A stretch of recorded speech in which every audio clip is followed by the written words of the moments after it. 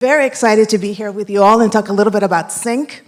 We're going to be looking at sync from all different parts of the industry, and we have an amazing panel today. So I guess my first question is, everybody on this stage listens to music. We love listening to music, but we all listen to music in a very different way. So I want to start with Janet. I have the privilege throughout my career to be on both sides of the fence. I've been a soup and I've been a pitching person, neither of which are easy. But as a music supervisor, you get a ridiculous amount of music coming your way in every way, shape, or form. So I want to know, how do you go through, what is your process of listening to that music, and how do you discover new music? Thank you very much. Well, Alex, thank you for having me. Thank you, everyone, for having me. It's an honor to be here. I get music, as you said, on a regular basis and have been, but you know when you're anticipating something and you wake up, almost like Christmas, and you want to wake up and open your presents. Music has been that way in my career, where you want to lean in and find it yourself. But I'm fortunate because I also get sent all of this material. In my world, I get sent music whenever there's a new release, whenever there's someone be coming in through town, but always very specifically for my project. If I'm working on something that calls for a certain sound, then I get a ton of submissions based on that.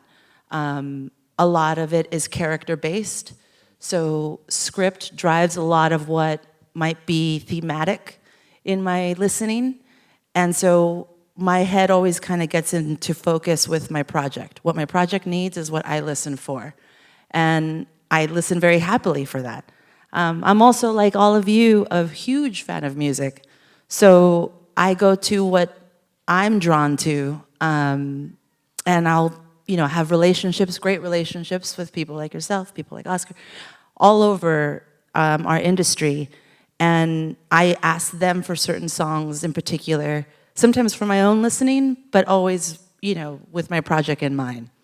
And so it used to be that we would get sent submissions and you'd open up a package.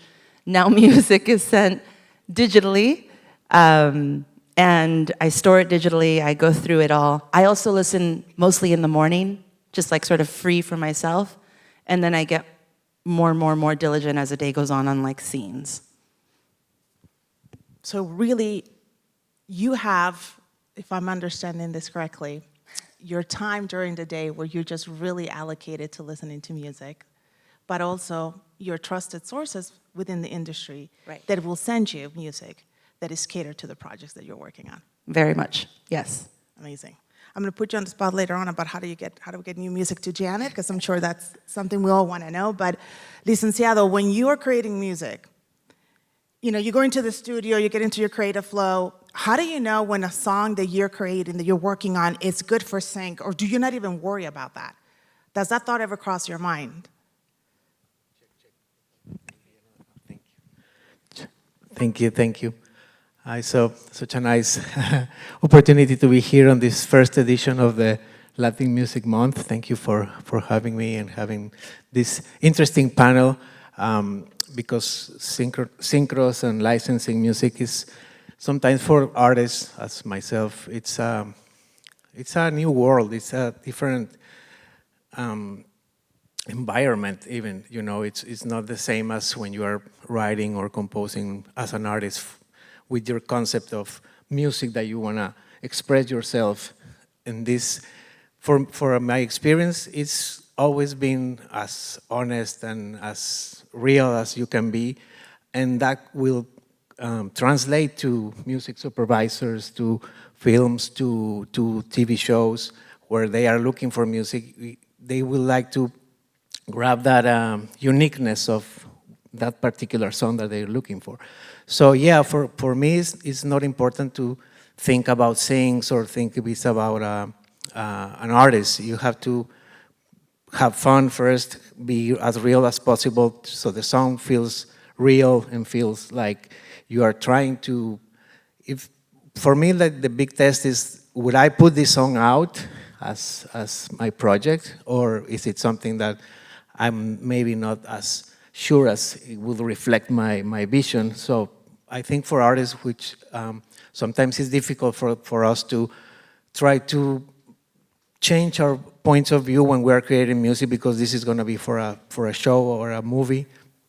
I tell them, like, you have to just be yourself, and be as real as possible, and try to express and put your artist vision into the song as well, not just, because these are not jingles. We are not creating music for a commercial. We are trying to be ourselves, and then that will translate to the music supervisors, and maybe that song will fit the scene that they are looking for. Do you enjoy creating something with a particular project in mind? Or would you rather just work on your catalog and have that kind of have a second life of its own? Yeah, I mean, for a lot of artists or musicians here that maybe is new for them, I try to sometimes divide that and try to, if we're going to be working for a specific artist with her vision or his vision as an artist, it's important to respect that and follow that. And sometimes those songs can be placed in movies or shows or commercials.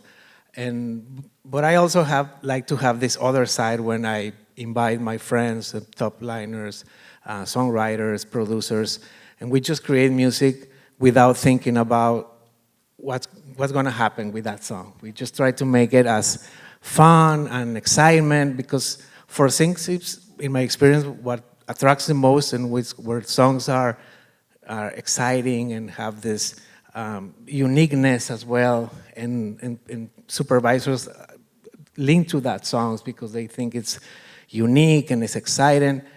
So for us, when I get together with music friends and producers, I try to just create music that is fun and is exciting, and some of those are the ones that get most placements. So Oscar, you're kind of like in the middle, right? You're like the translator between what Licenciado creates and what Janet needs. Absolutely. How do you work that dynamic and that relationship? And your catalog is so vast and it's across multiple genres. Yeah. When combing through your catalog or your music, how do you know when to call a licenciado to create something versus when to just pitch what you have existing to somebody like Janet? I think for peer music, especially on the pitching side, we're in a constant state of consumption, whether it be an A&R call, whether it be meetings, whether it be casual conversations, dinners with supervisors, et cetera. So, what the needs are, what's coming out, what holes to fill in our catalog, because just to give you an idea of what peer music catalogs entails, it's over 1 million copyrights spanning from 1920s to now, right? And that covers boleros, that covers cumbias, Mexican música mexicana, from Colombia, you name it, we probably have it. And that's a great honor to be able to work with that catalog. So when someone says, I need a cha-cha-cha, I was like, well, what kind of, from where, when, what period? Modern, do you need this? Do you need more of a cha-cha-cha remix? Do you need something that's, of the era? So it's very important to have those conversations with supervisors and figure out what exactly their needs are, take that information, and translate it to an Uli or one of our producers and say, I don't have this, I need this. Unfortunately, Janet might have a 48-hour turnaround.